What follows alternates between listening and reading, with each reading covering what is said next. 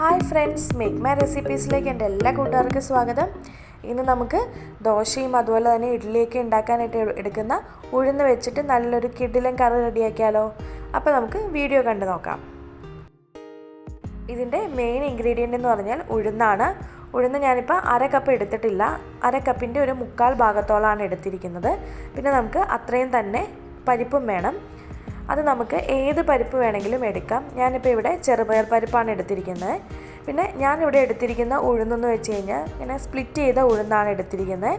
ഇപ്പോൾ മുഴുവനേ ഉള്ള ഉഴുന്നാണ് ഒന്നോടെ നല്ലത്. പിന്നെ നമുക്കിത് നന്നായിട്ട് കഴുകിയിട്ട് ഇത് ഒരു 4 മണിക്കൂറോളം കുതിർത്താനായിട്ട് വെക്കാം. ഇപ്പോൾ ഇതിവിടെ നന്നായിട്ട് കുതിർന്ന് വന്നിട്ടുണ്ട്. ഇതിപ്പോൾ ഇത്രയൊന്നും കുതിർന്നില്ലെങ്കിലും കുഴപ്പമൊന്നുമില്ല. നമ്മൾ കുക്കറിൽ വേവിക്കുന്ന കാരണം എന്തായാലും വെന്ത് കിട്ടും. പിന്നെ കുതിർത്തിയിട്ട് ഉണ്ടാക്കുകയാണെങ്കിൽ ഒന്നോടെയും സോഫ്റ്റ് ആയിരിക്കും എപ്പോഴും ഉഴുന്നും അതുപോലെ തന്നെ പരിപ്പും. പിന്നെ നമുക്കിത് വേവിക്കാനായിട്ട് വേണ്ട വെള്ളം നമുക്ക് ഒഴിച്ചു കൊടുക്കാം. പിന്നെ അതിലേക്ക് ഒരു 1/2 ടീസ്പൂണോളം മഞ്ഞൾപ്പൊടിയും പിന്നെ ആവശ്യത്തിന് ഉപ്പും കൂടെ ചേർത്ത് കൊടുക്കുന്നുണ്ട്. എന്നിട്ട് നമുക്ക് അടച്ചു വെച്ചിട്ട് ഒരു 2-3 വിസിൽ വരെ ഇത് കുക്ക് ചെയ്തെടുക്കണം. നമ്മുടെ പരിപ്പും ഉഴുന്നും വേവുന്ന നേരം കൊണ്ട് നമുക്കിതിലേക്ക് വേണ്ട മസാല റെഡിയാക്കാം. അതിനായിട്ട് ആദ്യം തന്നെ നമുക്കൊരു കടായി അടുപ്പത്ത് വെച്ച് കുറച്ച് ഓയിൽ ചേർത്ത് കൊടുക്കാം. അതിലേക്ക് 1 സ്പൂണ് കടുക് ചേർത്ത് കൊടുക്കുന്നുണ്ട്. കടുക് ഒന്ന് പൊട്ടി വരുന്ന ടൈമിൽ നമുക്കതിലേക്ക് 1/2 ടീസ്പൂണോളം ജീരകം ചേർത്ത് കൊടുക്കാം. ജീരകം നമ്മൾ ഒരിക്കലും ആദ്യം തന്നെ ചേർത്ത് കൊടുക്കരുത്, അപ്പോൾ അത് കരിഞ്ഞു പോകാനുള്ള ചാൻസ് ഉണ്ട്. കടുക് പൊട്ടി തുടങ്ങുന്ന സമയത്ത് വേണം ജീരകം ചേർക്കാനായിട്ട്. പിന്നെ അതിലേക്ക് ഞാനൊരു വറ്റൽമുളക് ചെറുതായിട്ട് കട്ട് ചെയ്തിട്ട് അതുകൂടി ചേർത്ത് കൊടുക്കുന്നുണ്ട്. ഇതെല്ലാം മൂത്ത് വരുന്ന സമയത്ത് അതിലേക്ക് സവാള ചേർത്ത് കൊടുക്കുന്നുണ്ട്. ഒരു വലിയ സവാള ചെറുതായിട്ട് കൊത്തി അരിഞ്ഞിരിക്കുന്നതാണ് ഇതിലേക്ക് ചേർത്ത് കൊടുത്തിരിക്കുന്നത്. ചെറുതാണെന്നുണ്ടെങ്കിൽ 2 വരെയും ഇട്ട് കൊടുക്കാം. പിന്നെ ആവശ്യത്തിന് ഉപ്പും കൂടെയും ചേർത്തിട്ട് ഇത് ഒത്തിരി ഒന്നും അങ്ങ് വഴരണ്ട, എന്നാൽ അതിൻ്റെ ആ ഒരു റോ ടേസ്റ്റൊക്കെ ഒന്ന് മാറുന്നവരെ നന്നായിട്ട് ഇതൊന്ന് വഴറ്റിയെടുക്കുക.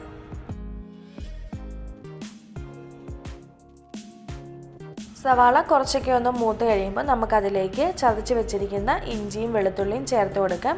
ഞാനിപ്പോൾ 1 ടേബിൾ സ്പൂണ് ഇഞ്ചിയും വെളുത്തുള്ളിയാണ് ചതച്ചെടുത്തിരിക്കുന്നത്. അതും കൂടെ ഇതിലേക്ക് ചേർത്ത് കൊടുത്തിട്ട് നമുക്കൊരു 5 മിനിറ്റോളം ഒന്ന് മിക്സ് ചെയ്ത് കൊടുത്താൽ മതി. സവാള ഒന്ന് മൂത്ത് കഴിയുമ്പോൾ നമുക്കതിലേക്ക് പൊടികൾ ചേർത്ത് കൊടുക്കാം. അധികം പൊടികളൊന്നും ചേർക്കാനില്ല.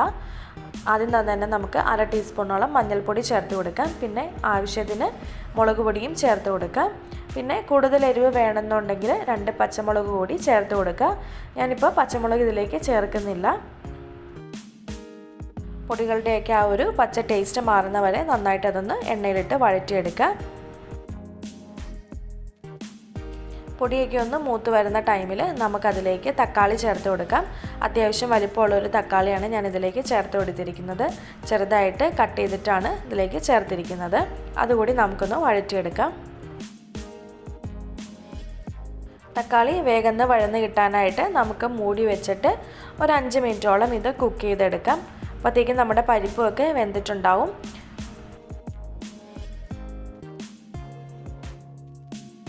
ഇപ്പോൾ തക്കാളിയൊക്കെ ഇവിടെ നന്നായിട്ട് വഴന്ന് വന്നിട്ടുണ്ട്. ഇനി നമുക്ക് നമ്മൾ കുക്ക് ചെയ്ത് വെച്ചിരിക്കുന്ന ഉഴുന്നും പരിപ്പും കൂടെ നമുക്കിതിലേക്ക് ചേർത്ത് കൊടുക്കാം. വേണമെന്നുണ്ടെങ്കിൽ തവിയുടെ ബാക്ക് സൈഡ് വെച്ചിട്ട് ആ ഉഴുന്നും പരിപ്പും ഒന്ന് ഉടച്ചിട്ട് വേണമെങ്കിൽ അങ്ങനെയും ചേർക്കാം. ഞാനിപ്പോൾ ഇത് ഉടച്ചിട്ടൊന്നുമില്ല, അതങ്ങനെ തന്നെ അങ്ങ് ചേർത്തിരിക്കുകയാണ്.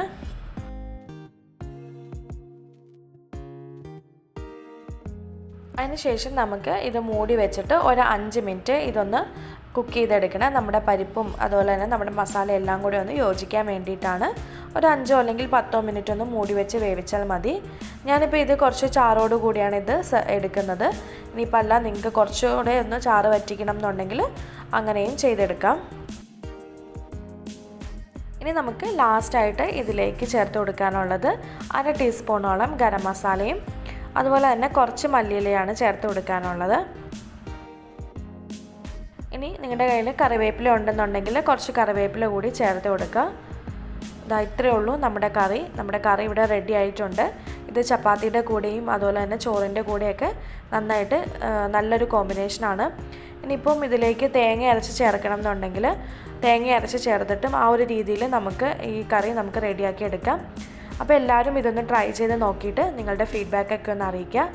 പിന്നെ ഈ വീഡിയോ ഇഷ്ടപ്പെടുകയാണെങ്കിൽ ലൈക്ക് ചെയ്യാനായിട്ട് മറക്കരുത്. അതോടൊപ്പം തന്നെ ചാനൽ സബ്സ്ക്രൈബ് ചെയ്യാനും മറക്കരുത്. അപ്പോൾ മറ്റൊരു ദിവസം തന്നെ വേറൊരു വീഡിയോ ആയിട്ട് വരുന്നതായിരിക്കും. താങ്ക്